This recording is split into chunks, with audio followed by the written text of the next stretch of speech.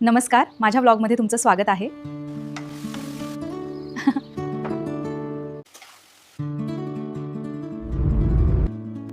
चला तर मग आजचा सुंदर ब्लॉग सुरू करूया. हॅलो फ्रेंड, आज आरोहीच्या स्कूलमध्ये असेंब्ली होती तर तिला रेडी करून स्कूलमध्ये पाठवले. तर माझ्या मिस्टरांना उपमा खूप आवडतो, मग काय उपीट बनवायला घेतले.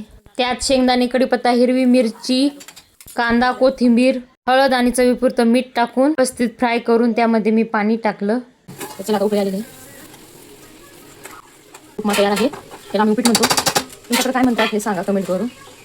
10-15 मिनिटं शिजू द्यायचं थोडंसं व्यवस्थित. वापलं ना खूप छान लागतो, टेस्टी लागतो. त्याकडे मग मीडियम गॅस केला. बघा किती गरजचं काम असतं याचं सामान काढणं. तर तयार आहे आपला उपमा.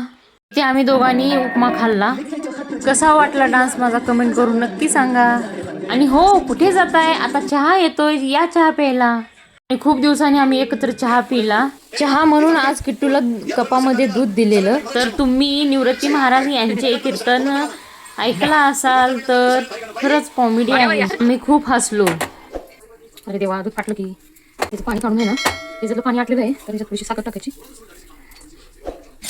आणि याला चमच्याने फिरवून आहे ना असं बघा ते पाणी आटपर्यंत शिजून घ्यायचं. आणि बघा हे आटल्यानंतर किती छान होतं. असं घट्ट झालं ना खायचं खूप छान लागतं खायला टेस्टी. भांडी लवकर घासायची असेल ना तर हे अगोदर सगळं आपण असं धुवून घ्यायचं.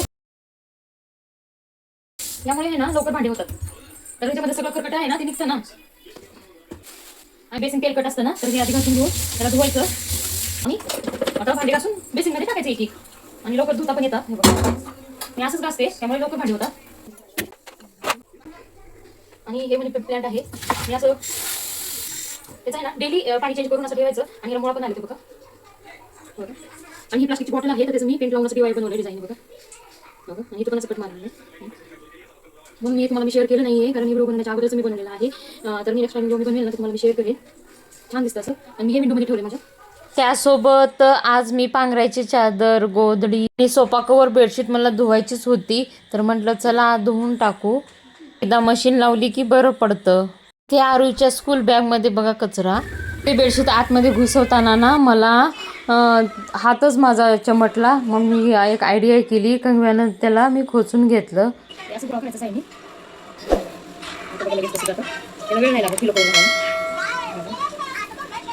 माझी आरोही पण मला हेल्प करते. आता पावसाळ्याच्या दिवसामध्ये ड्रॅगन फ्रूट भेटतं ते आम्हाला खूप आवडते. 1 वाजले 2 वाजले म्हणलं झालं 2 वाजले नंतर अर्धा तास होते त्याला काय नाही का.